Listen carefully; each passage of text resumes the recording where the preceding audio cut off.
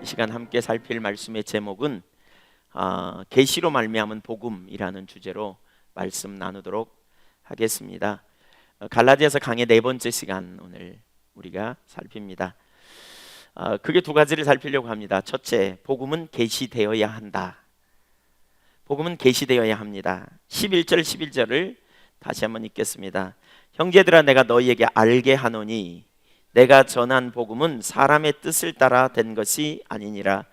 이는 내가 사람에게서 받은 것도 아니요 배운 것도 아니요 오직 예수 그리스도의 계시로 말미암은 것이라. 바울 사도는 자신이 복음을 전하게 된 것이 하나님의 뜻으로 되었다고 말합니다. 그러면서 뭐라고 말하느냐? 이 복음을 알게 된 것은 하나님의 계시로 알게 된 것이다. 하나님께서 계시로 나타내셨기 때문에 복음을 알게 되었다라고 말씀하고 있어요. 16절에서도 보면 하나님께서 복음을 내게 나타내셨다라고 고백합니다. 그러니까 우리 복음은 주님께서 우리에게 주셔야 합니다. 기독교를 계시의 종교다라는 표현을 해요. 그러니까 무슨 얘기냐면 계시가 없다면 하나님을 아는 것도 구원도 참된 안식도 이룰 수 없다는 거예요. 계시는 뭐냐면, 계시라는 말은 밝히 드러낸다는 말이에요. 나타내는 것. 이렇게 감춰진 지식을 드러낸다. 그래서 고린도전서 1장에 보면 복음은 비밀이었다 그러면서 뭐라 그러냐? 하나님께서 그 복음을 드러내셨다. 뭘로? 성령으로 말미암아. 그래서 복음이 나타남, 드러남을 통해서 알게 되었다 그랬어요. 그러니까 계시되어져야 알 수 있어요. 나타나져야 알 수 있어요. 그렇게 될 때 우리 삶에 놀라운 승리와 생명을 누리는 삶이 가능하게 돼요. 자, 어떻게 계시되는가? 첫 번째, 우리에게 하나님의 계시가 어떻게 오는가? 이 계시의 종교다 기독교는 라고 말할 때, 계시가 그러니까 드러나는 것이다. 감춰진 비밀이 드러나듯이, 드러내는 뚜껑이 열리듯이 이렇게 드러나는 그 계시가 어떻게 오는가? 계시는 세 단계라고 설명됩니다. 학자들이 계시의 세 단계를 말합니다. 일반적으로 세 가지 단계가 있다라고 표현하는데, 첫 번째 단계는 뭐냐? 역사적인 사실입니다. 그러니까 예를 들면 이스라엘 백성들이 출애굽했던 것은 역사적인 사건입니다. 또 예수님이 십자가에 달리신, 예수님이 이 땅에 계셨고 십자가에 달려 죽으신 것도 역사적인 사건입니다. 역사적으로 실제로 있었던 사건. 없던 게 아니고 우연이 아니고 실제적으로 존재했던 사건입니다.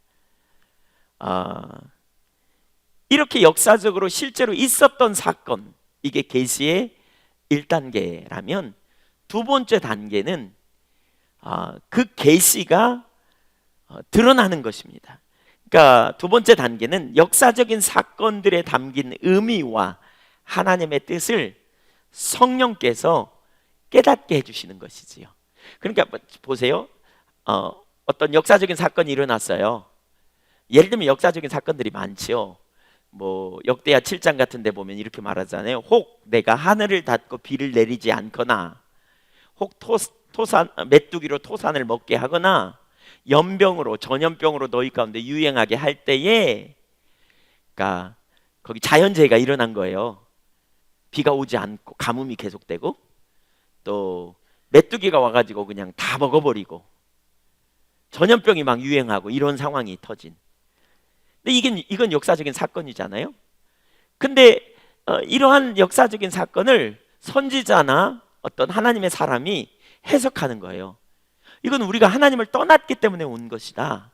예를 들면 그 역대하 7장 14절도 이건 하나님 말씀하신 거지만, 그런 일이 일어날 때에 하나님이 그 재앙을 내리시겠다라고 말씀하거든요. 그러니까 하나님을 떠날 때 재앙을, 징계를 내리시겠다. 그래서 징계가 너희 가운데 임한 것이다 라고 해석해 주는 거죠, 그 사건을. 이게 두 번째 계시예요. 예수님이 이 땅에 오신 사건, 그리고 오신 거, 그리고 십자가에 달려 죽으심, 이게 뭐냐? 사건이죠. 어떤 사건. 근데 그것을 신학자들이, 또는 어떤 선지자들이 혹은 예수님의 제자들이 그것은 하나님의 아들 메시아가 이 땅에 오신 것이고 우리를 구원하시기 위한 하나님의 의도였어라고 하는 그 설명을 덧붙이는 거죠. 근데 이게 뭐냐? 성령의 감동으로 그렇게 하는 것이지요. 이게 바로 뭐냐? 두 번째 계시예요. 그래서 그것이 기록된 게 뭐냐면 성경이에요. 그래서 성경은 두 번째 계시라고 말할 수 있어요. 과거에 일어났던 역사적인 사건과 그 역사적인 사건을 신학적으로 조명해 가지고 우리 가운데 보여주는 것, 드러내는 것, 이게 역사적인 사건, 그것이 성경에 기록됐죠. 이게 계시예요. 두 번째 단계, 역사적인 사건을 조명하는 거죠. 그게 신학이라고 말할 수도 있어요. 예. 그러니까 좀 더 얘기하면 이렇게 어떤 그 사람이 누군가의 가르침을 받았잖아요. 그러면 그거를 이렇게 지식으로 아는 이제 이런 일들, 이게 두 번째 단계라고 말할 수 있어요. 세 번째 단계가 있어요. 근데 세 번째 단계, 그게 뭐냐? 성령의 조명으로 깨달아져야 한다는 거예요. 세 번째 단계는 역사적 사건과 그것의 의미가 기록되어 있는 성경을 읽으면서 그것이 성령의 조명으로, 조명이라는 말은 성령님이 비추신다는 거예요. 성령님께서 어두운 가운데 이렇게 빛이 확 들어오면 확 보게 하는 것처럼 이렇게 비춰주심을 통해서 깨달아져야 된다는 거예요. 군대에서 군대 가본 분들은 좀 그런 경험 있을 것 같아요. 비상대기, 뭐 5분 대기죠, 뭐 예, 그런 거 있잖아요. 저도 군대에서 포병이었습니다. 전방에서. 그래가지고 가끔 이제 포대에 비사격 뭐 이런 비상이 걸려요. 그러면 5분 내로 포 쏘려고 하는 준비를 해야 돼요. 저 같은 경우는 이제 저 네모반에서 아주 가까운 데가 이제 상황실이 있었기 때문에 이렇게 거기 가는 데는 별로 어렵지 않습니다. 근데 깜깜한 밤에 가는 건 이건 쉽지 않아요. 더군다나 자다가 막 깨가지고 허둥지둥 가야 되거든요. 5분 내로 가야 되니까. 어떤 게 가다 보면 막 옷 다 들고 그냥 속옷만 입고 막 뛰어가가지고 거기 가서 옷 입고 막 이런. 근데 가려면 깜깜하잖아요. 근데 가는 요령이 있어요.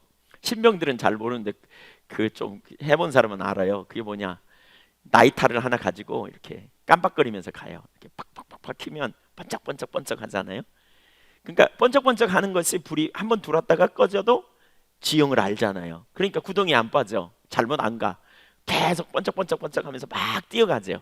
그럼 길을 연속 보는 거죠. 이렇게 빛이 비춰지면 어둠 가운데 빛이 들어오면 보이지 않아요. 그런 것처럼 이렇게 성령의 조명이 있어야 돼요. 이게 계시의 3단계예요. 성경에 기록된 하나님의 뜻과 의중이 각 사람에게 보여지려면 성령의 조명이 있어야 돼요. 성령께서 깨닫게 해주시는 역사가 있어야 돼요. 예수 믿지 않는 사람들 가운데서도 성경을 대단히 많이 읽은 사람들이 있어요. 대학 들어가면 보통 교양도서로서 성경을 추천하잖아요. 성경 읽으라고. 사실 그 성경만큼 베스트셀러가 없죠. 오랜 기간 동안 가장 많이 인쇄된 책, 성경보다 더 많은 책은 하나도 없어요. 지금까지 지구상에서 가장 많이 팔린 책, 가장 많이 인쇄된 책, 그렇죠? 가장 많은 사람들이 소유한 책, 이게 성경이래요. 근데 그 성경을 많이 읽어요. 그러니까 예수 안 믿는 사람 중에서 성경을 많이 읽은 사람들이 많아요. 그래서 성경에 대한 굉장한 지식을 나름대로 가지고 있는 사람들이 상당히 많아요. 그러나 실제로는 전혀 예수님을 믿지 않는 사람들도 적지 않아요. 그러니까 예수님을 모름에도 불구하고 성경을 많이 아는 사람들이 상당히 많이 있다니까요. 그냥 이론으로 알 뿐이지요. 하나님도 하나님의 약속도 실제가 아닌 그냥 이론으로 알 뿐인, 성경이 단순히 하나의 책에 불과한. 왜 그럴까요? 성경을 그렇게 많이 알아도, 지식으로 알아도 왜 그렇게 실제가 아닐까요? 여기 계시의 세 번째 단계가 없어서 그래요. 그게 뭐냐? 성령께서 조명하셔야 알 수 있다는 거예요. 성령께서 비추시는 것, 이것이 계시예요. 세 번째 계시, 세 번째 단계의 계시. 바울 사도가 자기가 전한 복음은 사람으로부터 받았거나 배운 지식이 아니라 이렇게 표현하거든요. 예수 그리스도의 계시로 인한 것이다. 여기 12절의 계시, 여기서 말하는 바로 그 세 번째 계시는 바로 그 세 번째 단계의 계시를 의미하는 것이죠. 성령의 비추심으로 알게 되었다는 거예요. 이게 되게 중요해요. 마태복음 16장에서 보면 이 부분을 조금 더 볼 수 있는데, 예수님이 제자들에게 이렇게 물으십니다. 16장 15절 같이 한번 읽어볼까요? 시작. 이르시되 너희는 나를 누구라 하느냐? 시몬 베드로가 대답하여 이르되 주는 그리스도시요 살아계신 하나님의 아들이시니이다. 예수께서 대답하여 이르시되 바요나 시몬아 네가 복이 있도다. 이를 내게 알게 하니는 혈육이 아니요 하늘에 계신 내 아버지시니라. 베드로가 그러니까 예수님이 묻지요. 너희는 나를 누구라 하느냐? 그때 베드로가 주는 그리스도시요 살아계신 하나님의 아들입니다. 이렇게 대답하거든요. 그랬더니 예수님께서 매우 기뻐하세요. 그러니까 베드로가 예수님이 그리스도시요 하나님의 아들이시라는 사실을 어떻게 알았을까요? 어떻게 알았는가? 여기 17절에 보니까 뭐라 그러냐? 이를 너에게 알게 하니는 혈육이 아니다. 바꿔 얘기하면 누군가가 가르친 지식이 아니다. 이를 너에게 알게 하니는 하늘에 계신 내 아버지시다라고 말씀하고 있죠. 하늘 아버지가 이를 너희들에게 알게 하셨다라고 말씀하고 있는 것이죠. 하나님께서 성령의 조명으로 알게 하셨다는 거예요. 이론적인 지식 성경 공부해가지고 안 게 아니라는 거예요. 구약 성경을 연구해서 안 게 아니라는 거예요. 성령께서 그 순간 하나님이, 그러니까 예수님이 누구이신지를 깨닫게 하심으로, 비추심으로 알게 되었다. 그러면서 그것이 너에게 복이 있다라고 말한 것이지요. 그 후 베드로는요, 이렇게 성령님을 통해서 하나님을 그러니까 예수님이 누구이신지를 아는 것에서 그치지 않고 그 후 베드로는요 성경을 연구했어요. 성경을 그 뒤에 더 많이 예수님과 다니면서 그리스도로서 이분이 누구인가를 알기를 원했고, 또 구약에 있는 예수님이 누구인가, 구약에 예언된 메시아에 대한 예언된 구절들을 그가 알았던 것 같아요. 그래서 사도행전 2장 같은데 3장 같은데 보면 계속 예수님이 어떤 분인가를 이렇게 소개하고 있거든요. 베드로 설교를 보면, 또 베드로 전후서 같은 경우를 봐도 그렇죠? 예수님이 어떤 분인가를 그가 이렇게 가르쳤죠.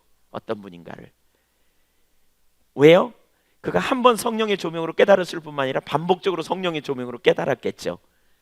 그러니까 그 깨달은 지식을 성경에다 성령의 역사로, 성령의 감동으로 성경에 기록했어요.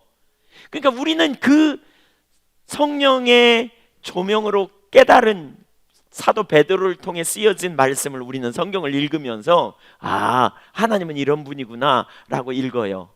근데 이게 우리에게 뭐가 될 수 있느냐? 두 번째 하나님이 어떤 분인가를 알려주는 두 번째 단계의 계시로 우리가 이해할 수 있어요. 그래서 우리 각자에게도 뭐가 필요하냐면 세 번째 단계의 계시가 필요하다는 거예요. 우리가 성경을 많이 읽고 많이 지식으로 알아도 세 번째 단계에 성령의 비추시는 계시가 있어야 우리의 삶에 말씀이 실제가 되는 역사가 있게 된다는 거예요. 실제로 하나님이 어떤 분인가를 알게 된다는 거예요. 예를 들면 제가 설교하면서 성경을 연구하고 찾고 또 교회 가운데 하나님 주시는 메시지가 뭔지를 알기를 구하고 비춰달라고 구하고 이러면서 이제 설교를 준비하잖아요. 그리고 설교를 나누어요. 물론 저는 당연히 설교를 나누면서 성령의 조명으로 계시의 세 번째 단계 비추시는 이런 부분들을 나누기를 힘써요. 그리고 어떤 때는 사실 그 설교가 선명히 하나님의 말씀인 걸 깨달아져요. 그래서 제가 그걸 나누어요. 이렇게 나누면 그 메시지를 듣고 어떤 사람들은 굉장한 은혜를 받고 이렇게 그냥 전환이 이루어질 것 같잖아요. 근데 그런 사람이 많지 않은 경우가 대단히 많아요. 제가 그걸 기대하는데 별로 은혜가 안 되는가 봐. 어떤 사람은 물론 은혜도 받고 그래요. 그러니까 제가 성령의 조명으로 세 번째 단계의 계시로 깨닫게 된 것을 나눈다 할지라도 그것이 여러분에게 가면 또다시 두 번째 단계로 머무는 거라는 거죠. 뭘요? 역사적인 사건을 신학적으로 조명해서 나눠지는, 그래서 지식으로만 여러분에게 남을 수 있는. 그래서 이 설교하는 상황에서도 성령의 비추심의 역사가 있지 않으면 아무리 놀라운 계시라도 그게 이론적인 지식으로 머무를 수밖에 없다는 거예요. 계시의 세 번째 단계가 우리 가운데 얼마나 절실하게 필요한지 몰라요. 그게 비춰져야 돼요. 하나님께서 성령의 조명으로 우리 가운데 알게 해주셔야 된다는 것이지요. 십자가 사건은 역사적인 사건이에요. 그것이 성경에 그 의미하는 바가 무엇인지를 또한 계시하고 있어요. 그런데 그것이 각자에게 비춰질 때에 우리의 삶에 실제로 능력일 뿐만이 아니라 우리가 그 삶을 살게 된다는 것이지요. 이것이 계시의 세 단계예요. 제가 그 비슷한 설교, 똑같은 설교, 어떤 때는 어떤 분 표현해 오면 똑같은 설교 잘한다 그러는데, 똑같은 설교 잘하기로 제가 유명한 사람이죠. 여러분 중에 어떤 분은 그럴 거예요. 설교를 왜 똑같이 해? 그러면서 마음으로 들으면서 벌써 짜증도 나고 왜 또 들어야 돼? 뭐 이런 생각도 나는 분도 틀림없이 있을 거예요. 예, 살짝 미소를 짓는 분은 뭐 이렇게 똑같은 설교.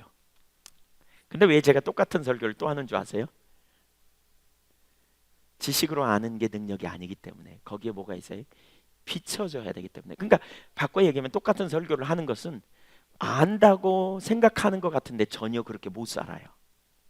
알면 실제로 사라지게 되는데 아직 안 사라지는 것은, 못 사라지는 것은 아직 그 부분이 세 번째 단계의 계시까지 안 간 거예요. 안 비춰진 거예요.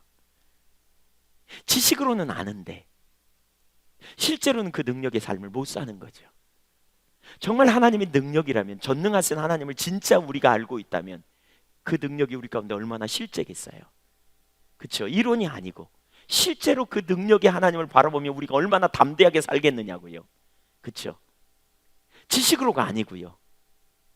여러분, 우리가 이 땅에서 예수 믿다가 우리 죽으면 주님의 심판대 앞에 설 것을 믿습니까? 천국이 있음을 믿으십니까? 예, 다 믿어요. 근데 이 믿는다는 말에는요, 뭐냐면 지적인 동의와 실제적인 삶이 차이가 있어요. 지식으로 그 사실을 믿는다고 말하는 게 능력이 아니고요, 우리는 그 믿는다면 믿는 대로 우리의 삶이 조정되어져야 돼요. 믿음은 뭐냐? 히브리서 11장 1절에 보면 믿음은 바라는 것들의 실상이요 보지 못하는 것들의 증거라 그랬어요. 그러니까 믿는 사람은 보는 사람이고 보는 사람은 살게 되어 있다고요. 근데 이게 실제로 믿는다는 말의 의미, 뒤에 가서 나오지만 믿는다는 말의 의미를 뭘로 여길 수 있냐면 지식을, 그러니까 성경에 기록된 말씀을 내가 지적으로 동의하는 것으로만 믿음을 멈추면 그 믿음은 삶이 없어요. 성경을 다 믿어, 실제로 다 믿는다고 고백해. 믿습니까? 아멘. 1.1억도 틀림없이 믿습니까? 아멘. 그래. 근데 삶은 안 살아져. 왜냐하면 2단계에 머물러 있기 때문에 그래요. 성령의 비추심이 있어서 실제가 된다면, 하나님이 진짜 살아계신 능력의 하나님이심이 보이면 그 하나님께 모든 걸 걸고 나갈 수 있게 되어 있어요. 근데 지식으로 아는 것에만 국한해서 딱 멈춰버린다니까요. 그 이상의 능력을 경험하지 못하게 되는 것이지요. 바울 자신이 이렇게 말하고 있어요. 자신은 사람들의 교육을 통해 받은 것이 아니라는 거죠. 그가 예수 믿게 된 것은 교육을 통해서 얻은 게 아니다. 누군가 가르침을 통해서 온 게 아니다. 실제로 바울은 이미 구약 성경을 많이 알았던 사람인데, 그는 그 구약 성경을 많이 알았음에도 불구하고 예수님이 오자 못 알아보고 예수 믿었던 사람을 그 핍박하고 대적했던 자리에 있었어요. 그는 성경을 읽는 가운데 성령의 조명으로 복음을 이렇게 깨닫지 못한 것이지요. 결국 그래서 그는 하나님을 기쁘시게 하는 자리에 서지 못하게 되고 포행자요 핍박자로 살았다고 고백하고 있는 것이지요. 그러나 그가 계시로 예수 그리스도를 알게 되었을 때 그의 삶은 근본적인 변화가 나타나게 된 거예요. 좀 이따가 뒤에 이제 나오지만 복음에는 능력이 있어요. 그래서 삶이 변하게 되고 있어요. 예. 두 번째, 하나님의 계시는 드러나야 합니다. 첫 번째 두 번째입니다. 두 번째가 아니라 하나님의 계시는 드러나야 합니다. 우리 신앙의 모든 면에서요, 바로 세 단계의 계시가 있어야 돼요. 역사적인 사건과 그 의미를 성경에서 알아야 합니다. 그런데 그 성경에 나타난 하나님의 뜻과 목적과 의도가 성령의 조명으로 우리 가운데 깨달아져야 됩니다. 인식되어져야 합니다. 하나님이 어떤 분인지를 성령의 조명으로 인식되어야 우리 삶에 강력한 능력 있는 삶을 살게 됩니다. 바로 세 번째 성령의 조명이 필요하다라는 거죠. 오늘날 많은 사람들은 첫 번째, 두 번째를 알면 우리 신앙이 잘 되고 있다고 생각합니다. 그러니까 첫 번째, 두 번째는 어디에 나와 있다고요? 성경에. 그래서 성경을 많이 알면 하나님을 잘 알고 있다고 생각합니다. 하나님의 길을 잘 안다고 생각합니다. 물론 성경 많이 알아야 됩니다. 여러분, 성경은 정말 중요합니다. 성경에 하나님의 길을 우리에게 계시했습니다. 정말 성경을 아는 것은 너무너무 중요합니다. 여기서 성경을 안다는 것은 지식으로 아는 게 아닙니다. 사실 세 번째 성령의 조명이 있어야 성경에 나타난 하나님 자신과 하나님의 뜻이 우리 가운데 선명하게 인식되어질 때 우리의 삶에 능력이 있다는 거예요. 교회를 오래 다녀도 능력이 없는 이유가 바로 이것입니다. 이 세 번째가 중요하다, 세 번째 성령의 조명이 중요하다는 사실을 보여주는 전형적인 예가 바리새인들의 삶이었어요. 요한복음 5장 37절 이하를 보겠습니다. 요한복음 5장 37절. 또한 나를 보내신 아버지께서 친히 나를 위하여 증언하셨느니라. 너희는 아무 때에도 그 음성을 듣지 못하였고 그 형상을 보지 못하였으며 그 말씀이 너희 속에 거하지 아니하니 이는 그가 보내신 이를 믿지 아니함이니라. 너희가 성경에서 영생을 얻는 줄 생각하고 성경을 연구하거니와 이 성경이 곧 내게 대하여 증언하는 것이니라. 바리새인들은요, 성경 속에 영생의 길이 있음을 알았어요. 그래서 성경을 연구했어요. 얼마나 연구했느냐면 그들은 오늘날로 말하면 신학 박사들처럼 성경을 연구했어요. 서기관은 바리새인 중에 나왔대요. 근데 서기관이 되려면 모세 오경을 암송해야 됐대요. 그들은 성경을 너무너무 철저하게 연구했던 사람들이라니까요. 성경 몰랐던 사람이 아니에요. 성경을 그야말로 열심히 묵상하고요, 성경 구절을 많이 암송하고요, 성경을 정말 1.1획도 틀림없는 하나님의 말씀이라고 그들은 받아들였다니까요. 그들은. 그런데 예수님 뭐라 그래요? 아무 때에도 너희는 하나님의 음성을 들은 적이 없대. 성경을 그렇게 읽었는데. 두 번째 뭐라 그랬어요? 하나님의 형상을 본 적이 없다. 하나님은 영이시기 때문에 형상이 없어요. 그러면 여기서 말하는 형상은 뭘 의미해요? 하나님의 영광이에요. 그러니까 그분의 성품을 의미해요. 하나님 거룩하신 분이라는 것, 하나님 전능하신 분이라는 것, 하나님 사랑의 하나님이라는 것, 하나님 능력의 하나님이라는 것을 성령의, 그러니까 알지 못한다는 거예요. 본 적이 없다. 이 말은 뭐예요? 그분이 능력의 하나님이라는 것이 너희에게 이론뿐이라는 거예요. 왜?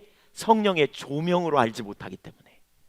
성경 박사들 같았다니까요. 근데 성경 박사들 같았음에도 불구하고 하나님을 몰랐다니까요. 그래서 말씀이 너희 속에 거하지 않았다 이렇게 표현하고 있어요. 연구를 그렇게 많이 했는데. 42절도 보세요. 그래서 이렇게 말해요. 42절. 다만 하나님을 사랑하는 것이 너희 속에 없음을 알았노라. 46절과 7절은 같이 한번 읽겠습니다. 46절 시작. 모세를 믿었더라면 또 나를 믿었으리니 이는 그가 내게 대하여 기록하였음이라. 그러나 그의 글도 믿지 아니하거든 어찌 내 말을 믿겠느냐. 여기 모세의 글도 믿지 못했다. 이 말은 모세의 글이라는 말은 구약의 오경, 모세 오경을 말해요. 그들이 모세 오경을 암송했다니까요. 근데 모세 오경도 믿지 않는데 어찌 내 말을 믿겠느냐 그랬어요. 너희 성경 안 믿는다? 이 말이에요. 여러분, 성경을 그렇게 영생을 얻는 줄 생각하고 성경을 읽은 사람들한테 너네 성경 묵상하고 읽고 찾고 구하고 이렇게 했다니까요. 그런 사람들한테 너네 성경 안 믿는다 그러는데 맞냐? 그럼 뭐라 그럴까요? 여러분이 그런 바리새인이라고 생각해 보세요. 그러면 성경 안 믿는다고 예수님이 그러시던데 맞습니까? 라고 말하면 뭐라 그러실래요? 돌았냐 그럴 거예요. 돌았냐고. 우린 성경 1.1획도 틀림없는 하나님의 말씀을 믿으며 우리는 하나님의 말씀이 무오한, 성경이 무오한 하나님의 말씀을 믿습니다. 정확하게 그렇게 표현할 거예요. 그런데 예수님 뭐라 그러냐? 안 믿는다 그랬거든요. 여기서 이 차이를 우리는 이해해야 돼요. 이 차이를 이해해야 돼요. 왜 예수님은 안 믿는다 그러는데, 그들은 믿는다 그러는데 왜 예수님은 안 믿는다 그럴까? 그러면 그들이 믿는다고 말했던 말의 의미가 뭐냐? 그들이 믿는다고 말했던 말씀의 의미가 뭐냐? 그것은 두 번째 단계까지 기초해서 믿는다는 거예요. 역사적 사실과 그 역사적 사실을 선지자들을 통해 혹은 성령의 감동으로 기록된 하나님의 그 말씀을 다 믿는다는 거예요. 그러니까 사실을 믿는다는 거예요. 이 기록된 성경 말씀을 문자적으로 다 믿는다는 거예요. 이 말씀을 지식으로 다 동의한다는 거예요. 틀림없이 하나님은 그렇게 역사적으로 일하셨을 뿐만이 아니라 그 역사적으로 일한 것이 결국 우리를 구원하시기 위한 하나님의 계획이었고 활동이었다. 내가 다 믿는다. 믿습니까? 아멘. 이렇게 했다는 거예요. 오늘날 많은 사람이 믿음을 어떻게 생각하냐면 거기까지를 믿음이라 그래요. 기록된 말씀, 교리를 지적으로 동의하는 것을 믿음이라 그래요. 근데 예수님은 그 믿음을 뭐라 그러냐? 안 믿는다 이렇게 표현했어요. 왜냐하면 그 이상이니까요. 세 번째 단계가 있어요. 뭐예요? 계시가 있어야 돼요. 성령의 조명으로 비춰지는 일이 있어야 돼요. 성경에 나타난 역사적 사실 또는 신학적 의미를 믿는다고 했지만 저들에게 성령의 조명으로 비춰지지 않았기 때문에 아무 때에도 그 음성을 듣지 못했고 그 형상을 본 적이 없고 그 말씀이 너희 속에 거하지 않는다고 선포한 거죠. 실제가 되지 않는 지식. 사실 이 부분은 여러분 우리 가운데 정말 중요합니다. 우리 신앙의 모든 면에서 이 부분이 중요합니다. 그러니까 우리가 지식으로 아는 자리에서 멈추는 게 아니고요. 그게 성령의 비추심으로 실제가 되어져야 능력이 있다니까요. 믿는다고 하는 것도 마찬가지예요. 우리가 입술로 기록된 사실을 믿습니다라고 지적으로 동의하는 게 아니고요. 그 말씀하신 인격체 되신 그분을 성령의 조명으로 알고 그분을 신뢰하는 것이 우리에게 믿음이라니까요. 그분을 신뢰하는 게 믿음이라니까요. 그래서 요한 웨슬리 같은 사람은 그래요. 믿음을 뭐라 그러냐? 믿음은 아는 것이다 이렇게 표현해요. 믿음은 기록된 사실의 지적인 동의가 아니라 믿음은 말씀하신 그분을 아는 것이다. 알기 때문에 그분을 신뢰함으로 살아가는 거라는 거예요. 그냥 지적인 동의로 멈추는 게 아니에요. 실제적인 삶의 영역이에요.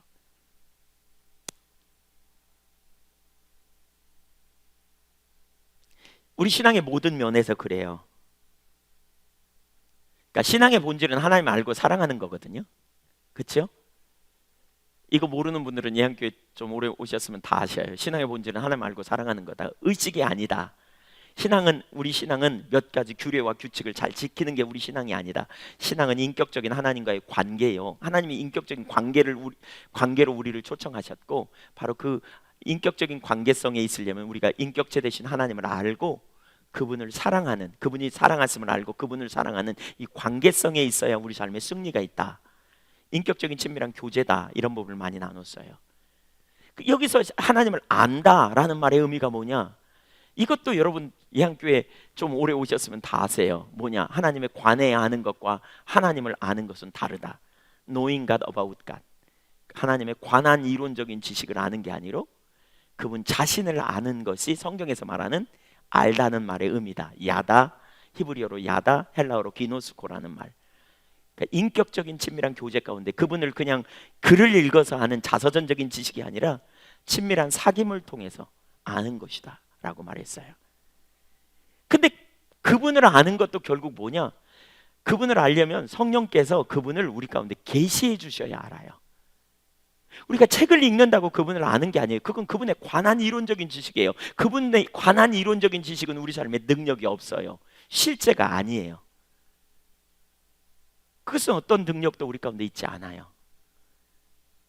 우리가 하나님 전지하신다는 사실을 모르는 분 손 들어보세요. 아무도 없어요. 성경을 좀만 알면 금방 알아요. 예수 믿으면 금방 알아요. 근데 전지하시다는 사실, 그분에 관한 이론적인 지식이 우리에게 능력이 아닌 게 아니라 전지하신 그분을 성령의 조명으로 알게 될 때 그분을 우리가 전체를 신뢰하며 나갈 수 있어요. 위기 속에서도 나를 아시는 하나님, 그분은 나를 알기뿐만이 아니라 능력의 하나님이 아닌가. 그 하나님을 내가 알기 때문에 어때요? 위기 속에서도 담대해요. 왜? 하나님 인도하실 거니까. 왜? 하나님 돌보실 거니까. 왜? 하나님의 능히 승리케 하실 것이니까. 그 하나님을 아는 만큼 우리 삶에 담대함과 능력과 승리가 있는 모든 면에서. 근데 성령께서 조명해 주셔야 그분을 안다니까요. 성경을 많이 아는 건 정말 중요한 일이에요. 제가 시편 119편 이번에 전국 집회 설교하면서 그 하나님 말씀을 대하는 자세를 나누면서 하나님 말씀을 사랑해야 돼요. 성경을 사랑하고요, 말씀을 묵상하고, 우리가 이런 자세가 정말 중요해요. 근데 그럼에도 불구하고 기억하세요. 성경을 많이 아는 것에서 끝나는 게 절대로 아니라니까요. 지식으로 많이 아는 데서 끝나는 게 아니에요. 그것은 계시의 2단계에 머무르는 거예요. 그 너머로 가야 돼요. 그게 뭐냐? 성령께서 우리 가운데 기록된 성경의 말씀을 기초로 하여 깨닫게 해주셔야 돼요. 조명하신다는 말은 비춰주셔야 돼요. 어둠 가운데 빛이 들어오듯이 보게 해주셔야 돼요. 그래야 우리가 하나님을 신뢰하는 믿음이 실제가 되는 거예요. 능력이 하나님께 전부를 걸고 갈 수 있는 것도 성령께서 깨닫게 해주실 때 우리는 전부를 걸고 가요. 어떤 사람은 설교를 들으면서, 예를 들면 강력한 하나님의 기준을 나눌 때 설교를 들으면서 누가 그렇게 살아 라고 말할지 몰라요. 예. 어떤 사람은 말씀대로 살아야지, 내가 그렇게 살기를 원합니다 결단해요. 누가 그렇게 살아 이렇게 하는 분이 열심히 하려고 하는 사람을 보면 너무 그냥 유난 떠는 것 같고, 꼭 그렇게 예수 믿어야 되냐? 이런 사람들도 있어요. 근데 누가 그렇게 말하고 누가 그 차이가 뭐냐? 성령의 조명으로 인격체 된 주님을 아는 사람은요, 누가 그렇게 살아, 그렇게 사는 사람은 어디 있어? 라고 말하지 않아요. 주님의 크심과 그분의 능력을 알기 때문에 그분께 전부를 걸고 삶을 조정하며 나갈 수 있다는 것이지요. 이론적인 지식이 아니고 실제로 하나님께 전부를 걸고 믿음으로 반응하며 능력으로 하나님께 나갈 수 있다는 것이지요. 실제로. 예배만 해도 그렇습니다. 우리가 하나님 앞에 예배 드릴 때 어떤 자세로요? 영과 진리로. 그렇죠. 모든 주보 위에 써 있잖아요. 하나님은 영이신 예배하는 자가 영과 진리로 예배할지니라. 여기 뭐예요? 성령의 역사와 진리 대신 그분을 알므로 드리는 예배라는 거예요. 우리가 하나님을 아는 만큼 온전한 예배가 돼요. 성령께서 하나님이 어떤 분인가를 우리 가운데 비춰주시고요, 또 우리가 얼마나 죄인인가를 성령의 조명으로 깨닫게 해요. 우리가 죄인이라 그러잖아요. 성경에서는 어떤 죄인이요? 선함이 없대 하나도 없는 죄인. 이론으로는 다 동감해요. 근데 진짜로 성령의 비추심으로 선함이 없대 하나도 없다는 사실을 안다면 우리가 얼마나 우리 삶에 절박하겠어요. 왜 예수 그리스도의 십자가의 복음이 우리 가운데 그렇게 예수 그리스도의 십자가 복음 없으면 안 되는가를 우리가 못 깨닫냐면, 그 복음의 절박성을 우리가 잘 못 깨닫냐면, 구원의 감격이 우리 가운데 없는 이유가 뭐냐면 자기가 얼만큼 심각한 죄인인가 이론이라서 그래요. 성경을 보면서 계시로 알아. 뭘? 내가 죄인이야. 우리가 죄인이야. 그래서 선함이 없음을 믿으십니까? 그러면 아멘 그래요. 선함이 없는 분 손 들어보세요. 그럼 다 손 들어요. 근데 실제로는 이론적인 지식에 불과하기 때문에 그래요. 하나님의 능력이라는 사실도 이론적인 지식에 불과하기 때문에, 만약에 성령의 조명으로 알게 된다면, 그리고 하나님의 어떤 문제를 알게 된다면 우리 예배는 근본적으로 달라질 거예요. 우리 예배는 근본적으로 달라지게 될 거예요. 이사야 6장에 보면 이사야 선지자가 어느 날 성전에 들어갔는데 하늘나라의 예배가 이렇게 환상 중에 보게 되죠. 하늘나라의 예배, 거룩한 보좌와 그 거룩하심과 그분 앞에서 예배드리는 천사들의 모습, 거룩하다 거룩하다, 문지방에 터가 요동하고 연기가 가득하며 천사들이 합창하는 그런 모습을 보면서 그 온전한 예배를 보니까 이사야 선지자가 입술을 가리며 엎드리거든요. 그러면서 이렇게 말해요. 화로다 나로 망하게 되었도다. 내가 입술이 부정한 백성 가운데 거하면서 영광의 주를 배웠다. 뭘 두고 얘기하냐면 하늘나라의 완전한 예배를 봤더니 자기들이 드렸던 예배가 얼마나 타락한 예배였는가를 깨닫게 됐다는 거예요. 얼마나 불완전한 예배였는가를 발견하게 됐다는 거예요. 그 전에는, 이 사실을 깨닫기 전에는 자기들의 예배가 불완전하다는 생각조차도 못 해본 거죠. 성령님이 깨닫기 전에는. 그러니까 이사야 선지자가 근본적으로 엎드려요. 망하게 됐다는 거예요. 완전한 예배에 비하면 우리 예배가 얼마나 형편없는 예배인가. 그랬더니 하나님 제단의 숯불에 화절을 가져다가 그의 입술을 찢어 정결케 해주시고요, 그를 하나님께서 예배 회복을 위한 이사야 시대의 선지자로 하나님이 그를 세우시잖아요. 하나님의 의중과 의도를 알게 되고요, 하나님 뜻이 뭔지 알게 되고요. 성령의 조명이 있어야 합니다. 제가 설교를 하다 보면 그런 경험을 되게 많이 합니다. 명백히 지금 상황이 매우 심각해. 하나님 떠나 있어. 하나님께로 돌아가야 생명이 있어요. 그래서 그런 부분을 나누되 어떤 때는 막 악을 쓰면서 나누잖아요. 근데 이게 안 비춰지면요, 조금도 돌이키지 않습니다. 진짜 조금도 변화가 없습니다. 근데 성령의 비추심이 있으면요, 근본적으로 전환이 일어납니다. 제가 지난 화요일만 해도요, 설교를 나누면서 저는 개인적으로 제가 비슷한 설교, 지난주 화요일 날도 비슷한 설교였어요. 왜냐하면 주일날 저녁에 나눴던 부분하고도 이렇게 겹쳐 있기 때문에. 근데 훨씬 더 그날 이렇게 조명이 되고 그걸 나누게 됐거든요. 근데 제가 느끼는 바는 많은 사람에게는 그 말의 의미하는 바가 잘 안 들리는 것 같더라고요. 안 보였어요, 그 말의 의미가.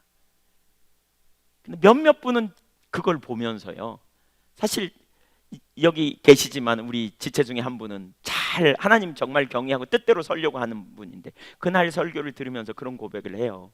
우리들의 상태가 얼마나 심각한지가 보이더라고. 우리들의 상태가 얼마나 심각한지. 지난 전국 집회에 여러분도 기회가 되시면 꼭 이렇게 좀 들어보시면 좋겠어요. 목회자 컨퍼런스에 했던 7번의 설교를 통해서 이렇게 하나님 참 귀한 일을 많이 하시는 것 같아요. 어제 제가 갔는데 여러분이 그런 얘기를 하더라고요. 몇몇 분이 컨퍼런스 설교를 들으면서 또 듣고 또 듣고 또 들으면서 하나님께서 이렇게 선명하게 비춰주시고 우리 가운데 정말 심각함이 무엇인지를 보게 하셨다는 거예요. 우리 지체 중에 한 분도 저한테 그렇게 메일 보내왔었어요. 그 설교를 들으면서 새롭게 깨달아져서 뭐가 문제인지 이렇게 보이게 됐다고. 제가 컨퍼런스 같은 데 설교하러 가면요, 정말 쉬워요. 설교가 왠지 아세요? 다 준비돼 있어요. 그래서 어떤 분은 저한테 그러더라고요. 목사님은 컨퍼런스만 가면 난다고, 이렇게 그냥 어떻게 은혜가 되는 설교를 하는지 모르겠다고. 컨퍼런스만 가면 그런 게 아니고요, 제가 집회 가면 그럽니다. 왜 그럴까요? 준비돼 있어요. 받을 준비 끝. 무슨 말을 해도 다 은혜 받을 준비돼 있어. 사모해가지고 전국에서 모여가지고요, 얼마나 열망이 있는지 몰라. 그러니까 하나님 임재가 함께해요. 그래서 말씀을 나누는 가운데 비추심이 있어요. 그러니까 사람들이 삶을 전환하고 돌이켜요. 성령께서 비추셔야 능력이 있어요. 비추셔야 삶이 전환이 일어난다니까요. 그래서 어제 어떤 분은 그래요. 이번 전국 집회 설교를 들으면서 자기가 얼마나 심각한 문제인지를 깨닫고 듣고 또 듣다가 나중에는 녹취하고 있대. 녹취, 지금 녹취예요. 포도나무 교회는 되게 많은 분들이 듣고 녹취도 하고 회개하고 이런 일이 일어나고 있다고. 똑같은 설교를 들으면서 어떤 사람은 전혀 지식일 뿐이라면, 어떤 사람은 그것이 비춰지면 그 삶이 근본적으로 전환되는 역사가 나타나는 이유가 뭐냐면요, 바로 성령의 조명이에요. 이 계시 3번째 단계. 이게 보여야 우리 삶에 전환이 일어나요. 우리 삶이 성화되는 것도 마찬가지입니다. 고린도후서 3장 18절을 한번 읽어보겠습니다. 고린도후서 3장 18절 같이 시작. 우리가 다 수건을 벗은 얼굴로 거울을 보는 것 같이 주의 영광을 보매 그와 같은 형상으로 변화하여 영광에서 영광에 이르니 곧 주의 영으로 말미암음이니라. 우리가 수건을 벗은 얼굴로 거울을 보는 것처럼 주의 영광을 본다. 주의 영광을 어쨌든 보는데, 그 주님의 영광을 보면 주님과 같은 형상으로 바뀐대요. 바뀐다고 여기 말하잖아요. 근데 그렇게 되는 비결이 뭐냐? 주의 영, 성령으로 말미암아라는 거예요. 여기 주의 영광을 본다는 말은요, 주님의 성품을 성령의 조명으로, 그러니까 계시의 세 번째 단계를 말하는 거예요. 성령께서 깨닫게 해주셔서 하나님이 전지하시다는 사실이 이론이 아니고 성령의 깨닫게 하심으로 전지하신 하나님을, 인격체 되신 그분을 개인적으로 아는 거예요. 만나는 거죠. 실제로 만나는 거예요. 교회를 오랫동안 오가는데도 별로 변화가 없어. 지식으로는 많이 아는데 별로 삶의 조정이 안 돼. 왠 줄 아세요? 말씀을 정말 잘 듣고 노트도 해. 근데 왜 안 변한 줄 아세요? 이론적인 지식에 기초하기 때문이에요. 두 번째 단계에 머물러 있기 때문이에요. 여기 뭐가 있어야 되는데 성령님이 비추셔야 돼요. 인격체 되신 그분이 누구인지를 알게 될 때 근본적인 삶의 전환이 일어난다고요. 수도 없이 많이 들었지만 그 말이 그 말이거니 그랬는데 어느 날 보니까 그 말이 이 말이었어. 와, 그렇구나. 이런 역사가 나타난, 이런 경험이 있으시잖아요, 많은 분들에게. 그래서 삶이 전환되고 변환되는 일이 있잖아요. 이런 역사들이 있어야 돼요. 성령께서 이렇게 깨닫게 해주셔야 돼요. 지적인 많은 지식이 우리의 삶의 능력이 아니고요. 그건 어느 만큼 반절쯤 변화되는 것 같아. 그러나 근본적인 변화는 성령께서 깨닫게 해주시는 역사가 우리 가운데 일어나야 된다니까요. 오늘날 심각한 문제는 결국 그거예요. 두 번째 단계까지만 많은 사람들이 생각한다는 거죠. 말씀 중요하죠. 말씀 중요합니다. 여러분, 말씀 안 중요하지 않습니다. 진짜 우리 많이 말씀 연구하고요, 말씀 공부해야 합니다. 철저하게. 그러나 성령이 조명이 있어야 돼요. 말씀을 많이 연구하고도 이단에 빠지는 이유가 그거예요. 성령의 비추심이 없으니까. 뭐 어떤 이단에서는 호세아 4장 6절 하나님을 아는 지식이 없어서 망한다, 그걸 성경 몰라서 망한다는 걸로 생각하는데요, 사실 그 말이 아닙니다. 그것은 인격체 되신 주님을 성령의 조명으로 만나지 못해서 옆으로 빠진다는 거예요. 망한다는 거예요. 계시의 세 번째 단계, 거기서 안다는 말은요, 지식으로 안다는 말이 아니고요, 인격적인 주님과의 관계 안에서 주님을 아는 거예요. 그 지식이 없어서 망한다는 거예요. 우리가 성경 몰라서 망하는 게 아니라니까요. 당연히 성경 알아야 돼요. 그러니까 성경 아는 것은 우리가 기본적으로 해야 될 그러니까 기본적으로 알아야 될 일일 뿐만 아니라 실제가 되는, 성령의 비추심으로 그 성경이 조명되어져서 실제가 되는 자리까지 가야 우리 삶에 강력한 능력이 있다니까요. 부지런히 읽고 연구하되 거기가 끝이 아니라 성령의 비추심이 있기를 사모하는, 마틴 노이드 존스 목사가 쓴 부흥책, 우리 저녁 시간에 지금 살펴보고 있죠. 참 귀한 분이에요. 우리나라 목회자들 85%가 이분 강해 설교집 한 권 이상 가지고 있을 만큼 유명한, 아주 유명한 강해 설교. 그분이 쓴 부흥책에 보면 이렇게 말하고 있어요. 교리를 가지고 있고 교리적으로는 정통인 사람들, 근데 그 교리를 인격체와의 관계로, 그러니까 인격체와의 관계가 우리 신앙의 참 신앙인데 교리로 인격체를 대체해버린, 교리를 아는 것으로 대체해버린, 이것을 뭐라 그러냐, 죽은 정통주의다. 이분은 이렇게 표현해요. 교리는 정통인데 죽어 있다는 거예요. 왜? 교리로 인격체와의 관계를 대체했기 때문이라는 거예요. 인격체 대신 그분을 성령의 조명으로 알고, 그렇죠? 그분의 길을 알고 그분의 의도를 알 때 우리 삶에 강력한 능력이 있는데, 뭘로 대체했다고요? 지식으로, 성경 공부로, 이론적인 지식으로 대체해버렸어. 머리로 알기 때문에 알고 있다고 생각하는 거죠. 지식을 가지고 있기 때문에 나는 잘 알고 있다고 생각해. 근데 성령님의 비추심이 있어야 우리 삶에 강력한 능력이 있는, 우리 삶의 모든 영역이 그렇다니까요. 우리가 하나님의 목적과 길을 아는 것도 하나님이 보이셔야 돼요. 그래서 잠언 29장 18절 같은 데 보면 묵시가 없으면 백성이 방자행한다. 여기 묵시라는 말은 비전이에요. 비전, 우리 비전 되게 많이 말하죠. 젊은이여 비전을 가져라. 뭐 우리는 그 비전은 누구로부터 오냐? 하나님으로부터 와요. 비전이라는 말, 이 묵시라는 말은 하존이라는 말로 계시예요. 계시. 하나님 성경을 읽으면서 하나님의 길을 우리 가운데 깨닫게 해주셔야 우리가 우리 인생에 어디로 가야 될지를 알게 된다는 거예요. 주님의 비추심이, 계시의 세 번째 단계가 있어야 우리 삶에 능력이 있다는 것이지요. 교리는 정통이지만 능력은 상실한. 그래서 이 마틴 노이즈 존스 목사님은 죽은 정통주의를 뭐라고 그러냐, 이단만큼 나쁘다 이렇게 말해요. 이단 못지않게 나쁘다. 우리 신앙의 모든 영역에서 바로 성령의 조명, 이 계시가 필수입니다. 오늘날 하나님이 우리의 필요를 채우신다는 사실을 모르는 사람 거의 없습니다. 대부분이 하나님이 여러분의 필요를 채우실 걸 믿으십니까? 라고 말하면 아멘 할 거예요. 그런데 막상 관계가, 그러니까 문제가 닥치면 혼돈스러워하고 뒤집어집니다. 이유가 뭡니까? 이론일 뿐이기 때문에 그렇습니다. 계시가 필요한데, 그 순간에 계시가 필요한데, 어떤 계시요? 우리의 필요를 채우시는 인격체 되신 하나님, 그분을 개인적으로 내가 아는 게 필요한데, 그분을 모르니까, 그 사실은 알지만 그분을 모르니까, 이론이니까, 그러니까 문제가 닥치면 믿습니다라고 말해놓고 그 다음 순간 낙심하고 좌절하고 한숨 쉬고 뒤집어지는 거죠.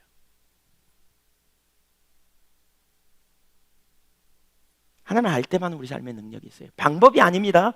성령께서 깨닫게 해주셔야 합니다. 비추어 주셔야 합니다. 그때 우리 삶에 강력한 능력이 있습니다. 우리 신앙은 처음부터 끝까지 계시의 종교라고 해요. 근데 그 계시가 바로 이거예요. 근데 오늘날 많은 경우에 그걸 뭘로 대체했다고요? 이론으로, 지식으로, 지성주의, 지식으로 대체해요. 그래서 미국의 빌리그레암 목사님 같은 분이 그런 표현을 했다 그러잖아요. 지성주의에 빠진 함정에 대해서 말하면서 미국 교회의 95%는 성령님이 안 계셔도 이만큼도 불편함을 못 느끼고 있다. 왜? 지식으로 연구해서 알고 그냥 열심히 이성을 가지고 사용해서 가면 되니까. 근데 성령이 없으면 개점유업이에요. 교회는. 교회는 성령의 역사로, 오순절 막아야 되면 성령의 역사로 교회가 세워진 거라고요. 무엇보다 성령의 계시가 있어야 돼요. 비추심이 있어야 돼요. 계시의 3단계가 있어야 우리 삶에 강력한 능력 있는 삶을 살 뿐만이 아니라 하나님의 영광을 위하여 우리가 살 수 있다니까요. 주님께서 우리 가운데 더 빛을 비춰주시기를 간절히 축복합니다. 사실 그래서 우리가 실제가 되는 지식이 돼야 돼요. 그래서 우리에게 깨닫게 해달라고 우리는 구해야 돼요. 두 번째, 계시된 복음에는 강력한 능력이 있습니다. 복음은 계시되어야 된다 그랬어요. 계시되어야 된다. 계시의 3단계가 있다. 3가지 단계가 있다. 역사적인 사실을 그 하나님께 선지자를 통해 해석한 거, 그게 성경에 기록됐죠. 그래서 우리는 성경을 잘 읽는 것으로만 머물러서는 안 된다. 분명히 성경은 하나님의 길이 있고요. 성경은 계시입니다. 그래서 소중히 여겨야 합니다. 근데 거기에 뭐가 있어야 된다? 빛주심이 있어야 된다. 성령의 조명이 있어야 된다. 이게 계시의 3단계라고 그랬어요. 이렇게 계시된 복음에는요, 능력이 있습니다. 13절부터 16절까지 읽겠습니다. 시작. 내가 이전에 유대교회에 있을 때 행한 일을 너희가 들었거니와 하나님의 교회를 심히 박해하고 멸하고 내가 내 동족 중 여러 영갑자보다 유대교를 지나치게 믿어 내 조상의 전통에 대하여 더욱 열심히 있었으나 그러나 내 어머니의 태로부터 나를 택정하시고 그의 은혜로 나를 부르시니가 그의 아들을 이방에 전하기 위하여 그를 내 속에 나타내시기를 기뻐하셨을 때에 내가 곧 혈육과 의논하지 아니하고. 여기 보면 바울이 복음을 알기 전에, 복음이 계시되기 전에, 바울에게 계시되기 전 이전의 삶과 이후의 삶이 나오죠. 그는 과거에 율법주의에 매여 있던 사람이에요. 그는 행위로 의롭게 되려는 사람. 그래서 조상들의 전통을 지키려고 굉장히 힘썼다 이렇게 표현하고 있죠. 그래서 그는 거기에 진정한 자유, 안식이 없었어요. 그는 하나님의 길을 전혀 몰랐어요. 그래서 예수님을 십자가에 못 박는 일, 또 예수 믿는 자들을 잡아 가두는 일, 스데반이 순교하는 일에 그가 일조하고 있었고요. 그렇죠. 결국 예수님을 대적하고 핍박하는 자리에 섰던 것을 볼 수 있어요. 그 삶에 진정한 능력이 있겠어요? 특별히 그 바울은요, 자기 신념이 강력했던 사람이에요. 이 신념을 누가 허물어뜨리겠어요? 그런데 그가 계시로 그 복음이 그에게 임한 이후에 그 삶에 무슨 일이 벌어졌어요? 삶이 근본적으로 바뀌었어요. 어떻게 해요? 그는 복음을 전하는 자로 이제 변화됐어요. 그렇게 강력했던 그의 그 율법주의적인 견고함이 어떻게 깨져가지고 복음을 변하는 자로, 그리고 다른 사람을 섬기는 자로, 전에는 이방인을 개로 취급했던 유대인의 그 우월의식을 가졌던 그가 어떻게 이방인을 위해 복음을 전하고 이방인을 섬기는 일에 그렇게 열정적인 헌신의 사람으로 삶이 전환됐을까? 뭐가 그렇게 했을까요? 사람이 가르친 지식이요? 아니에요. 그렇게 신념이 강한 사람에게 사람이 가르친 지식으로 전하면 두드러 맞을 수밖에 없을 거예요. 오히려 가두고요, 핍박받는 그런 일밖에 없었을 거예요. 여기 뭐라 그랬어요? 14절에 그렇게 말하고 있죠. 15절에 내 어머니의 태로부터 나를 택정하시고 그의 은혜로 나를 부르시니까 그의 아들을 이방인에 전하기 위하여 그를 내 속에 나타내셨다. 이 나타내셨단 말이 계시입니다. 예수님을 내 속에 나타내셔서 내가 그 결과 전환되었다는 거예요. 다메섹 도상에서 정오의 해보다 더 빛난 빛으로 나타나신 예수 그리스도. 이게 누구냐? 하나님이 계시하신 역사로 말미암아 복음을 알고 난 후 이러한 변화가 나타나게 된 거예요. 계시로 말미암은 복음에는 이처럼 능력이 있어요. 이 계시는 하나님의 은혜로 주어지는 거예요. 근데 이 계시된 복음에는 능력이 있다니까요. 여러분도 그런 경험 해보셨을까요? 예수 만나고 나서 그 전의 삶과 근본적으로 달라진. 근데 계시는 이례적으로만 되는 게 아니고요, 우리 모든 삶의 영역에 주님의 계시가 필요하다니까요. 성령의 비추심이 필요하다니까요. 계시의 이 세 번째 단계가 계속 우리 가운데 부어져야 된다니까요. 저는 가르치는 지식으로 안 되는 걸 제가 알아요. 제가 과거에 있을 때, 죽청교회 전에 섬기던 교회에 있을 때 사람들 전도해가지고 막 잘 섬기고 어르신들 잘 모시고 거기 어려운 일 있으면 가서 도와주고 병원에 갈 때도 모시고 가고 인간관계를 잘 맺어가고 교회까지는 잘 모실 수 있겠더라고요. 교회는 와. 근데 삶이 안 변해. 말씀도 알아듣지 못할 뿐만 아니라 무슨 좀만 어려운 일이 있으면 그냥 헷갈리고요. 또 자기 유익을 따라가고요. 어떤 데는 교회 안 와. 그래서 왜 주일날 안 오셨어요? 아, 오늘 장 담그는 날이었거든요. 아니, 장 월요일날 잠그시면 되지. 왜 오늘 꼭 잠궈야 돼요? 오늘이 말날이거든요. 12시간 말날 장 담궈야 장이 깨끗하대. 아니, 내날 그렇게 가르쳤는데도 불구하고 그냥 옛날로 돌아가. 연세가 많이 드셔가지고 삶이 변화된다는 거 이거 쉽지 않잖아요. 와, 이분들을 어떻게 바꿀까? 열심히 제가 1대1로 가르치 보기도 하고 열심히 얘기하고 복음을 열심히 말했어요. 예수 그리스도를 믿어야 천국 갑니다. 예수 믿어야 천국 갑니다. 그리고는 며칠 있다가 물어봐. 예수님 믿으세요? 천국 갈 자신 있으세요? 그러게요. 가봐야 알지라. 죽을 것 같아요. 논리적으로 이해해서 천국 가는 거 아니잖아요. 그렇죠? 이론적인 지식의 지적인 동의가 아니잖아요. 예수님이 우리의 구세주가 됐음을 알아야 되잖아요. 성령의 조명으로 알아야 되잖아요. 지적인 동의에 머물러 그래놓고 조금 어려움이 오면 혼돈해. 다 혼돈하는 거예요. 뭐가 문제예요? 예수님 몰라서 그래요. 몰라서 그래요. 계시로 말미암은 복음에는 능력이 있어요. 거기 강력한 능력이 있어요. 그래서 바울 사도는 에베소서 2장에 고린도전서 1장에서 그렇게 2장에서 말하거든요. 내가 너희 가운데 거할 때 고린도에 갔어. 너희 가운데 거할 때 약하며 두려움이 심히 떨었다. 왜? 내가 전하는 말이 사람의 가르친 지식에 기초하지 아니하고 하나님의 성령의 나타남과 능력으로 하여, 그렇죠? 하나님의 능력에 너희 믿음이 기초하기 원했다.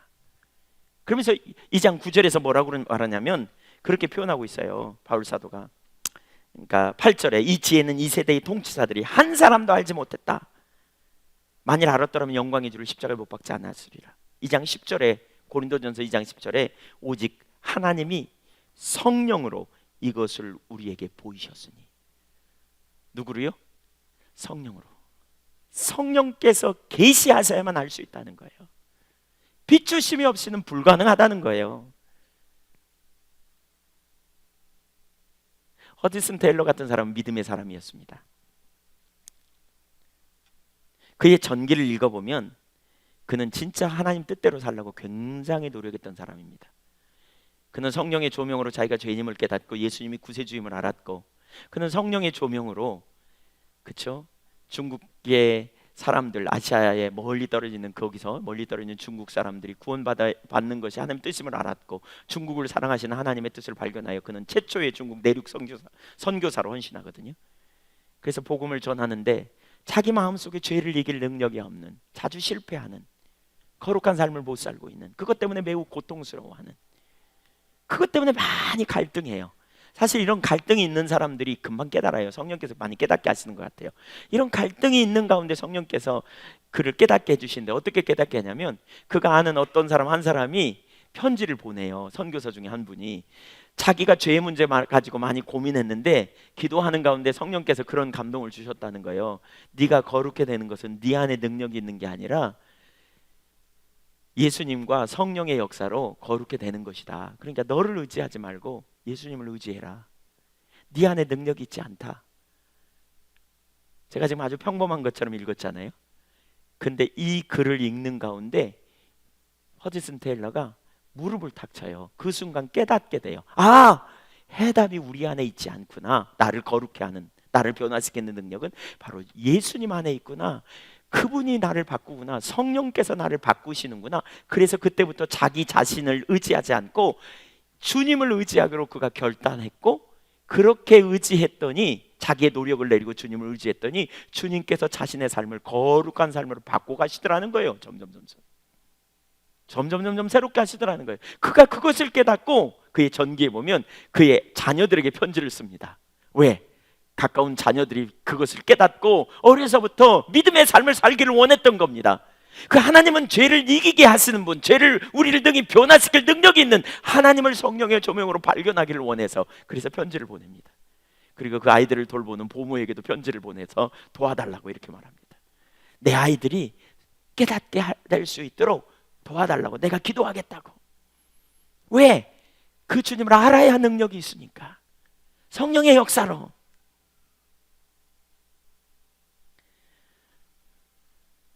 저나 여러분에게 바로 이 세 번째 계시의 단계가 우리 가운데 필요하다니까요. 더 많이. 아멘. 계시로 와야 돼요. 그게 지식으로 제가 함께 나누는 설교도 지식으로 여러분에게 가고 맞출 수 있어요. 그러나 이게 계시로 간다면 실제로 강력한 능력의 역사가 나타나는 것이죠. 우리가 성경을 읽으면서도 지식으로 나타날 수 있어요. 그러나 그게 계시로 우리 가운데 비춰지면 우리는 전부를 걸고 주님을 따라가고 주님의 영광을 위해 살 뿐만 아니라 주님의 능력을 의지하여 하나님 자원의 삶을 살 수 있을 거예요. 요한의 례가 회심한 기념을 지키는, 그러니까 1738년 5월 24일 날 회심했는데 그 회심 주일이 이제 몇 주 앞으로 다가왔어요. 근데 요한 웨슬리 회심도 이것과 연결돼 있어요. 요한 웨슬리는 성경을 잘 알았어요. 영국의 옥스포드 대학은 유명한 대학이에요. 거기서 신학을 공부했어요. 그리고 거기서 정기적으로 그들이 모여가지고요, 성경 읽고요, 기도했어요. 하루에 6시간씩 성경을 읽었대요. 계속 성경을 읽고. 요한 웨슬리는 성경에 통달했던 사람이에요. 그리고 규칙적으로 신앙생활을 했어요. 그래서 별명이 뭐냐, 메소디스트예요. 규칙쟁이. 홀리클럽을 조직해가지고 그렇게 철저하게 신앙생활한. 그러던 그가 목사 안수를 받고 미국에 선교사로 갑니다. 근데 미국 선교하러 갔다가 완전히 실패하고 돌아옵니다. 돌아와가지고 그가 일기에다 이렇게 써요. 이번 선교 여행에서 나는 완전히 실패했다. 그런데 하나님이 나에게 한 가지를 깨닫게 하셨다. 그것은 내가 구원받지 못했다는 사실이다. 나 구원 못 받았네. 그러면서 뭐라 그러냐, 지금 내 정신이 말짱하다. 왜? 미쳤다 그럴까봐. 목사고 선교사인데 구원 못 받았다니 그럴까봐. 구원 못 받았다 이렇게 말해요. 그러면서 그가 뭘 얘기하느냐, 그가 성경에 그 이후에 피터 벨러라고 하는 모라비안 교도와 이렇게 친구와 얘기해요. 나는 구원의 확신이 없다. 그랬더니 모라비안 교도였던 친구 피터 벨러가 믿음으로 의롭게 되지 않느냐, 그리고 성경을 통해 가르쳐요. 그랬더니 요한 웨슬리가 나 그거 다 안다. 나 성경 다 알아. 그거 누가 몰라. 내가 성경을 그렇게 연구했는데. 그런 거죠. 다 안다. 그런데 나에게는 안 믿어진다. 난 실제가 아닌 것 같다. 고민해요, 그거 가지고. 그래서 우리 성경에 뭐라고 그랬어요?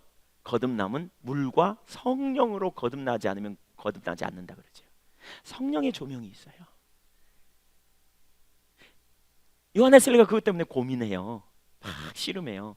그러다가 어느 날 밤에 별로 가고 싶지 않은 집회에 참석해요. 여러분 별로 하고 싶지 않은데 가는 것 참 이게 은혜가 함께 할 수 있어요.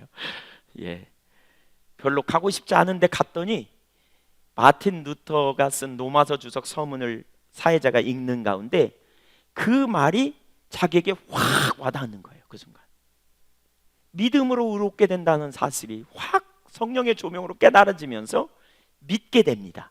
이상하게 마음이 뜨거워지고 자기가 죄인이라는 사실과 예수님이 자기의 구원을 위해 하나님의 아들이 이 땅에 오셨다는 사실이 분명하게 믿어지는 일이 일어납니다. 이상하게 마음이 뜨거워지며 그 사실을 자기가 확신하게 됐다는 거예요. 그리고 나서 그가 한 설교가, 그 다음에 한 설교가 뭐냐, 믿음으로 의롭게 됨에 대해서 설교합니다. 그때 그는 이런 고백을 해요. 내가 이전에 믿었다고 말했는데, 예수를 믿었다고 말하는데 그 믿음과 내가 지금 이렇게 거듭난 이후에 믿는 믿음의 차이가 있다. 예를 들면 그런 맥락으로 말해요. 그 믿음의 차이가 뭐냐, 과거에는 내가 예수 그리스도에 관한 지식들을, 십자가에서 예수님은 하나님의 아들이다, 그분이 우리의 죄를 위하여 이 땅에 오셨다, 십자가를 짊어지셨다, 그 죄로 말미암아 우리 죄가 완전케 됐다, 그분이 다시 살아나셨다, 승천하셨다, 이 사실들을 지식으로 동의했다는 거예요. 과거의 믿음은, 자기의 믿음은 지식으로 동의하는 믿음. 그러면서 뭐라고 말하느냐, 그것은 야고보서 2장에 나오는 마귀들도 믿고 떠는 믿음의 수준이라는 거예요. 그건 참 믿음이 아니라는 거예요. 이 유사품이라는 거예요. 믿음 같지만 온전한 믿음이 아니라는 거예요. 진정한 믿음은 교리를 지식으로 동의하는 수준에 있는 믿음이 아니라 성령의 조명으로 인격체이신, 우리를 위하여 십자가에 달려 죽으신 예수 그리스도를 성령의 조명으로 알아 그분을 신뢰하는 것이 온전한 믿음이라는 거죠. 그래서 그분은 뭐라 그러냐, 믿음은 아는 것이다, 이렇게 표현해요. 믿음은 아는 것이다. 믿음은 지적인 동의를 뛰어넘어요. 믿음은 다만 지적인 동의에서 뛰어넘는 놀라운 역사가 있어요. 지난번에 그 모건대 이선희 교수님 와서 그 신학 강의할 때 들으신 분은 그 부분 들으셨잖아요. 믿음은 아는 거예요. 성령의 조명으로 인격체신 그분을 아는 거예요. 그것이 바로 우리의 구원이요, 그것이 바로 우리가 믿음에 의한 삶이며, 우리의 모든 신앙생활이 그렇게 될 때 실제가 되는 거죠. 이론적인 지식은 가득한데 능력이 없는 이유는 세 번째 계시, 성령께서 우리 가운데 비추시고 하나님이 누구이신지를 알게 하심으로 말미암아 전환되는 일이 일어나는데, 그런 일이 안 되기 때문에 변화가 없는 것이지요. 성령의 조명으로 비춰지면 삶의 실제가 돼요. 제가 왜 같은 설교를 자꾸 하냐면요, 어떤 때는 제가 볼 때는 안다고 생각하는데 못 살기 때문에 말하거든요, 나누거든요.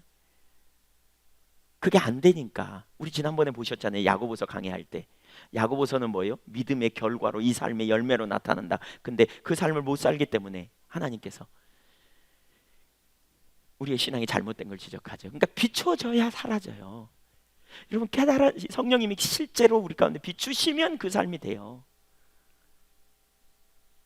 최근에 우리 지체 중에 한 분이 저에게 간증을 이렇게 문자로 보내왔어요.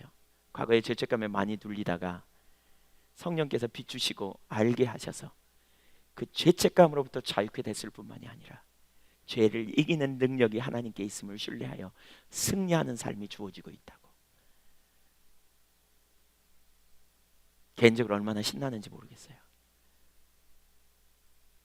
수도 없이 복음을 들었지만 계속해서 눌리다가 죄책감이 여전히 실패하다가 어느 날 성령께서 깨닫게 하셔서, 그래서 하나님의 아들 예수 그리스도께서 나를 위해 오셨구나, 예수 그리스도 없이는 내 삶에 소망이 없구나, 그래서 나는 예수 그리스도 안에 있는 자이구나, 이걸 발견하고 자기를 변화시킬 능력이 우리 안에 있지 않고 예수님 안에 있음을 발견하여 예수님을 의지했더니 삶이 전환되어지는 역사를 경험했다는 것이지요.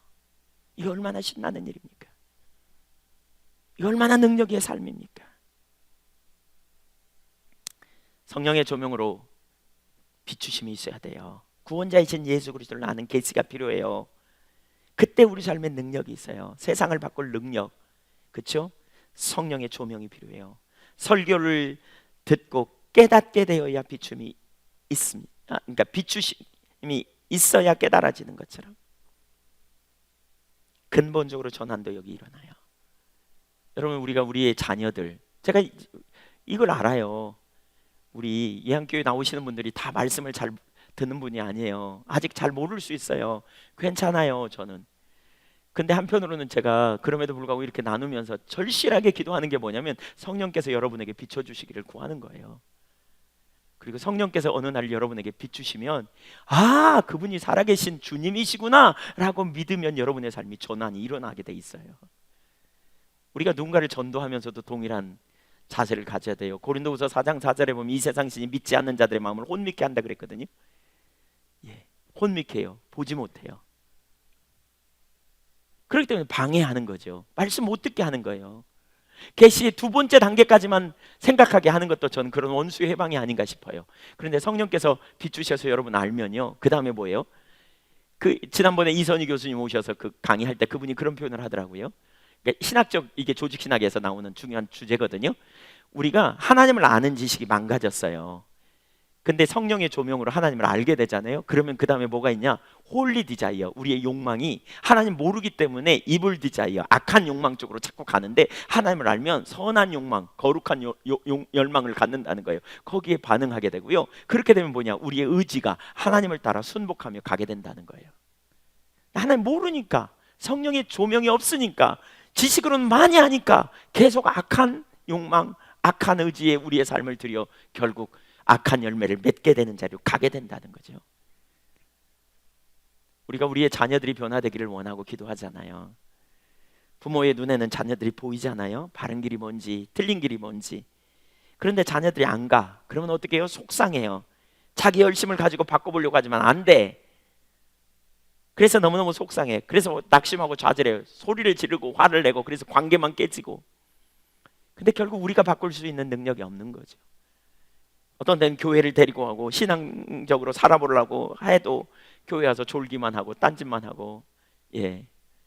또 어떤 때는 그냥, 예, 핸드폰 갖고 그냥 놀고, 그냥 아니면 졸든지 딴청하든지, 못 듣고 있는 그 모습을 보면 그냥 속이 터져가지고 그냥 본인도 은혜가 안 되고. 근데 결국 누가 바꾸셔야 된다고요? 주님이 하셔야 된다고요. 그래서 우리는 자녀들을 위해 중보해야 돼요. 전도해놓고 여러분 데려다만 놓으면 되는 게 아니고요. 주님 만나게 해달라고, 성령의 조명으로 알게 해달라고. 그래야 변화가 일어나요.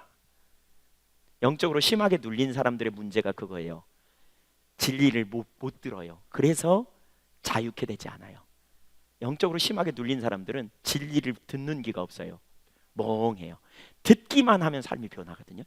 반드시 깨달아지기만 하면 순식간에 자유케 돼요. 근데 거기 그 듣는 귀가 없기 때문에 그래요.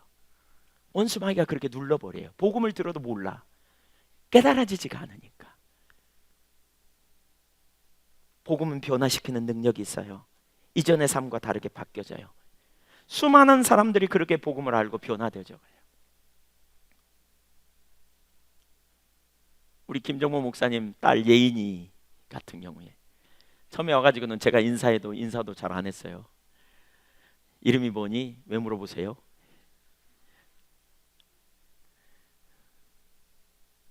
근데 그가 예수님을 만나고 나서요, 그 삶이 근본적으로 바뀌잖아요. 얼마나 친절한지 모르겠어요. 얼마나 저기 멀리서부터 찾아와서 인사도 하고, 얼마나 적극적으로 하나님을 예배하려고 하는지. 누가요? 주님이, 예수님을 그에게 계시해 주시니까 그런 역사가 나타나는 거죠. 복음은 변화시키는 능력이 있어요. 여러분 자신이 변화되지 않습니까? 성령의 조명으로 깨닫게 해달라고 구하십시오. 비춰달라고 구하십시오. 우리 가운데 능력으로 역사해 주시기를 구하십시오. 여러분의 자녀를 위해 그렇게 기도하십시오. 하나님 계시해 달라고, 이대로 두지 말라고, 은혜를 부어달라고 구하십시오. 여기 중요한 한 가지 자세를 살펴보겠습니다. 예, 한 가지만 살펴보고 마치겠습니다. 그 뒤에 살펴볼 부분이 여러 가지가 있지만 17절, 또 나보다 먼저 사도된 자들을 만나려고 예루살렘으로 가지 아니하고 아라비아로 갔다가 다시 다메섹으로 돌아갔노라. 바울 사도가 성령의 조명으로 계시된 예수 그리스도를 만나고 난 다음에 어떻게 했다고요? 아라비아 광야로 갔다. 사도들을 만나려고 예루살렘으로 가지 않고 가르침을 받을 그 많은 사람들에게 나가지 않고 아라비아 광야로 갔다 그랬어요. 아라비아 광야로 왜 갔느냐? 그는 성경의 사람이었어요. 그는 구약 성경을 통달했던 사람이에요, 그 당시에. 그러니까 아라비아 광야로 아무도 없는, 오늘날로 말하면 기도원 갔다는 거예요. 그렇게 깨닫고 뒤집어져 가지고, 왜?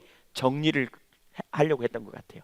그러니까 배우려는 자세를 가지고 나간 거죠. 하나님 앞에 배우고자 하는 자세를 가지고 그가 새롭게 조명된, 자기가 믿어왔던 것과 정반대의 역사가 일어나니까 성경을 통해 새롭게 그분이 누구인가를 연구하러 나간 거죠. 그래서 그는 아라비아 광야에서 3년 동안의 시간을 보냅니다. 하나님 찾았던 거죠. 이 배우고자 하는 자세가 너무너무 중요합니다. 우리 가운데 깨달음이 있을 때 우리는 계속해서 이 자세를 가져야 돼요. 배우려고 하는 자에게 하나님은 알게 하세요. 배우고자 하는 마음을 갖는 자들에게 하나님께서 하나님의 길을 보이세요. 그리고 그 배우려는 자세를 가진 자를 통해서 하나님께서 놀라운 능력의 역사를 이루세요. 이 배우려는 자세가 뭐냐? 이 자세가 뭐냐? 그러니까 이 자세가 너무너무 중요한데요, 성경 지식이 아무리 뛰어났다 할지라도 성령의 조명으로 다시 읽을 때 하나님의 길을 분명히 보게 하신다는 사실을 깨닫고 배우려는 중심의 태도, 겸손의 태도, 이 두 가지 단계가 우리 가운데 있지 않으면 능력이 없어요. 하나님께서 주셔야 되잖아요. 겸손한 심령으로 배우려는 자세를 가지고 설 때에 하나님은 겸손한 자에게 은혜를 부으시잖아요. 안다고 생각하는 것을 계속 내리고 간절히 찾고 구하는 자세가 너무너무 중요해요. 마음이 중요하다니까요. 더 알기 원하고 배우고자 하는 순종의 자세, 저와 여러분이 그 자리에 있기를 간절히 소원합니다. 겸손한 자에게 은혜를 부으세요. 자꾸 한다고 생각하는 거 내리시자고요.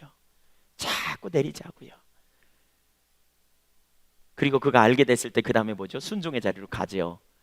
여기 지금 다 설명할 수 없지만 그는 제일 먼저 다메섹으로 가고요, 두 번째 예루살렘으로 가고요, 세 번째 그는 자기 고향으로 갑니다. 목회하러 가는 거예요.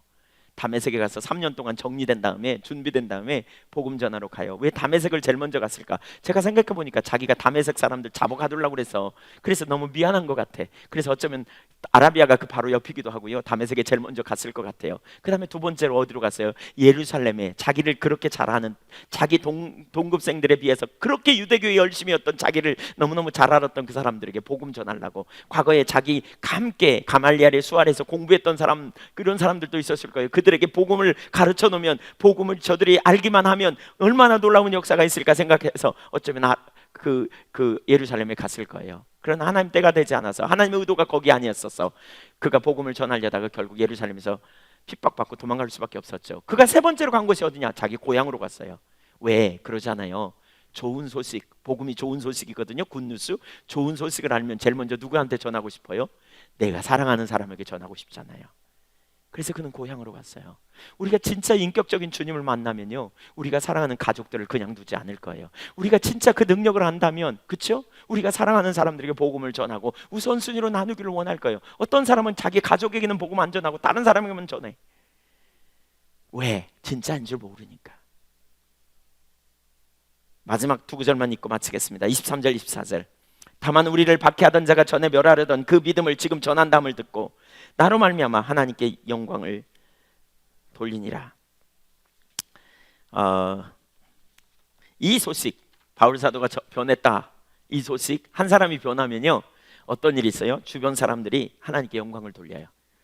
이 소식으로 말미암아 예수 믿는 주의 백성들이 상당히 격려가 됐던 것 같아요. 하나님의 행하심이 얼마나 놀라운가. 저렇게 핍박자요 포행자였던 그 사람이 이렇게 바뀌다니, 이건 정말 하나님의 능력이야, 이게 보이지 않겠어요? 그래서 하나님께 영광을 돌렸대요. 근데 하나님께 영광을 돌렸다는 말은 뭐냐? 하나님을 바라보고 그들의 믿음을 새롭게 한 거예요. 하나님께 영광 돌리는 사람은 하나님을 바라보잖아요. 그러면서 하나님으로 인하여 자기 믿음을 새롭게 하는 도전을 받는 계기가 되는 거죠.